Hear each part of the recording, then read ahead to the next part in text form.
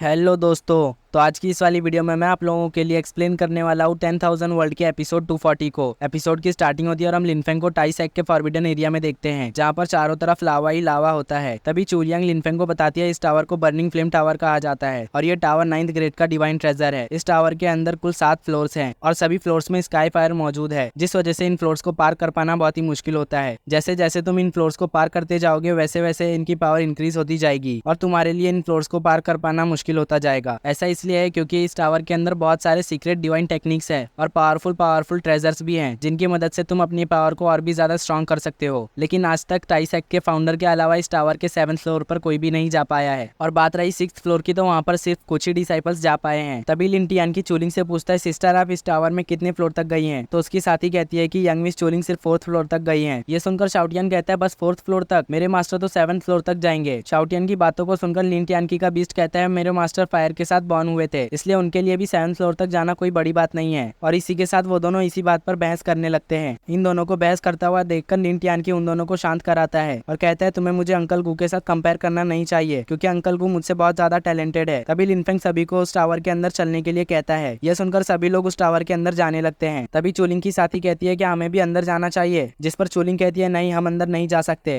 इसलिए हमें बाहर रहकर उनका इंतजार करना होगा। वहीं दूसरी तरफ हम ताई सेक्ट के मेन हॉल में फ्लेम वैली के लोगों को देखते हैं। फ्लेम वैली का एक एल्डर कहता है कि हमें पता चला है कि आपके सेक्ट में एक गुफेंग नाम का आउटसाइडर है जो कि दूसरे रियलम से यहाँ पर आया है, इसलिए मैं चाहता हूँ कि आप उस बंदे को हमारे हवाले कर दें, क्योंकि मैं उसको जांचना चाहता हूँ कहीं वो हमारे लिए खतरनाक तो नहीं। तभी ताई सेक्ट का एक एल्डर कहता है कि तुम्हें पता होना चाहिए कि वो बंदा किधर से है, वो हिडन एंशिएंट क्लैन का डिसेंडेंट है, इसलिए हम बिना सोचे समझे उस पर एक्शन नहीं ले सकते। जिस पर फ्लेम वैली का मास्टर कहता है कि कौन सा हिडन एंशिएंट क्लैन, मैंने आज से पहले कभी भी इस क्लैन का नाम नहीं सुना और तो और स्पिरिचुअल रोड में ऐसा कोई भी क्लैन मौजूद नहीं है। तुम्हें पता होगा कि आज से कुछ सालों पहले ऐसे ही एलियंस ने स्पिरिचुअल रोड पर अटैक कर दिया था, जिस वजह से हम लोगों का बहुत सारा नुकसान हुआ था। इस वजह से गुफेंग को हमारे हवाले कर दो। वैसे भी हम उसे कुछ भी नहीं करेंगे, हम बस चेक करना चाहते हैं कि वो कहीं हमारे लिए खतरनाक तो नहीं। जैसे ही हमें ये पता चल जाएगा हम वैसे ही उसे छोड़ देंगे। ये सुनकर ताई सेक्ट का मास्टर कहता है कि वो हमारे सेक्ट का डिसाइपल है, इसलिए तुम्हें उसके बारे में फिक्र करने की जरूरत नहीं है। जो सुनकर फ्लेम वैली का एल्डर गुस्सा हो जाता है। ये देखकर ताई सेक्ट का मास्टर अपने पावर को रिलीज करता है। ताई सेक्ट के मास्टर के पावर को देखकर वो खामोश हो जाता है और कहने लगता है फिलहाल के लिए मैं इस मामले को साइड में रखता हूँ, लेकिन लिन टियानकी ने मेरे ग्रैंडसन को हर्ट किया है, उसका क्या? तुम्हें उसके बारे में मुझे एक्सप्लेनेशन देना होगा। ये सुनते ही उसका ग्रैंडसन कहने लगता है उसने मुझे हर्ट ही नहीं किया, बल्कि उसने मेरे माउंट को किल करने की भी कोशिश की। तभी फ्लेम वैली का एल्डर कहने लगता है शैनकिंग, जियानजोंग और जियानजे ये सभी लोग मेरे साथ अलायंस बनाने के लिए तैयार है, इसलिए तुम्हें इस मामले को अच्छे से हैंडल करना होगा, नहीं तो फिर तुम जानते हो कि तुम्हारे साथ क्या होगा। ये सुनकर सेक्ट मास्टर खामोश हो जाते हैं, क्योंकि उन्हें पता था कि अगर इस मामले को अच्छे से हैंडल नहीं किया गया तो वॉर भी शुरू हो सकती है, जिस वजह से बहुत सारे डिसाइपल्स की जान जा सकती है। ये सोचकर उन्हें मजबूरन अपने कदम को पीछे हटाना पड़ता है और वो कहने लगते हैं चलो बताओ कि तुम इस मैटर को कैसे खत्म करना चाहते हो। तभी फ्लेम वैली के यंग मास्टर की सिस्टर आगे आते हुए कहती है अगर इस मैटर को खत्म करना है तो लिन टियानकी को मेरे साथ फाइट करना होगा, उसने मुझे फाइट में हरा दिया तो हम यहाँ से बिना कुछ कहे चले जाएंगे। ये सुनकर सेक्ट मास्टर कहते हैं क्या तुम्हें शर्म नहीं आती है एक बच्चे को फाइट के लिए चैलेंज करते हुए? जिस पर वो कहती है उसने मेरे भाई को इतनी बुरी तरीके से पीटा, क्या वो बच्चा है? ये सुनकर वो थोड़ा सोचने के बाद इसके लिए मान जाते हैं और एक सोल्जर को लिन टियानकी को बुलाने के लिए भेजते हैं। वहीं दूसरी तरफ हम चूलियांग को देखते हैं और उसे जैसे ही पता चलता है कि फ्लेम वैली के लोग लिन टियानकी से फाइट करना चाहते हैं तो वो कहती है क्या उन कमीनों को शर्म नहीं आती है एक बच्चे को फाइट के लिए चैलेंज करते हुए? ये कहकर वो अपनी स्पिरिचुअल बर्ड के ऊपर सवार होकर सेक्ट की ओर जाने लगती है और जाते हुए अपनी साथी से कहती है कि तुम यहीं पर रुको, मैं देखकर आती हूँ कि वहाँ पर क्या चल रहा है। दूसरी तरफ हम चूलियांग को देखते हैं जो कि सेक्ट के मेन हॉल के पास पहुंच जाती है और वो कहती है किसकी इतनी हिम्मत हुई जिसने मेरे जूनियर ब्रदर को परेशान करने की कोशिश की। जिसके बाद वो अपने एल्डर से कहती है कि लिन टियानकी टावर में टेस्ट दे रहा है, इसलिए वो यहाँ पर फाइट के लिए नहीं आ सकता है, जिस वजह से उसके बदले मैं फाइट करूंगी। ये सुनकर रेड क्लॉथ वाली लड़की उसके लिए मान जाती है और फिर हमें लिनफेंग को दिखाया जाता है जो कि टावर के अंदर टेस्ट दे रहा होता है। तभी शाओटियन कहता है कि मुझे पहले से ही पता था कि मेरे मास्टर ही सेकंड पर्सन होंगे जो कि 7th फ्लोर पर आएंगे। जिस पर लिनफेंग शाओटियन को समझाते हुए कहता है कि तुम्हें इस चीज को हल्के में नहीं लेना चाहिए और फिर लिनफेंग अगले फ्लोर में चले जाता है। तभी लिनफेंग के ऊपर ट्रू फ्लेम अटैक कर देती है, जिस वजह से लिनफेंग उसको अपने निवाना टेक्निक से रिफाइन कर लेता है। जो देखकर शाओटियन कहता है मास्टर सच में आपने तो कमाल कर दिया, धोती फाड़ के रुमाल कर दिया। शाओटियन यहाँ पर खुश हो ही रहा होता है कि तभी एक पावरफुल फायरबॉल लिनफेंग के ऊपर अटैक कर देती है। ये देखकर लिनफेंग उसके ऊपर डिवाइन शॉट से अटैक करता है पर लिनफेंग पीछे की ओर आ जाता है। तभी लिनफेंग अपने एक पावरफुल टेक्निक से उस फायरबॉल पर अटैक करके उसे डिस्ट्रॉय कर देता है। फायरबॉल के डिस्ट्रॉय होते ही वहाँ पर एक आवाज आने लगती है और वो लिनफेंग से कहती है बच्चे तुमने इस डिवाइन टेस्ट को कंप्लीट कर लिया है। जब लिनफेंग उस जगह पर देखता है तो वहाँ पर एक बैल होता है, उसको देखकर कहता है ये क्या है, और इसी के साथ ये एपिसोड यहीं पर एंड हो जाता है।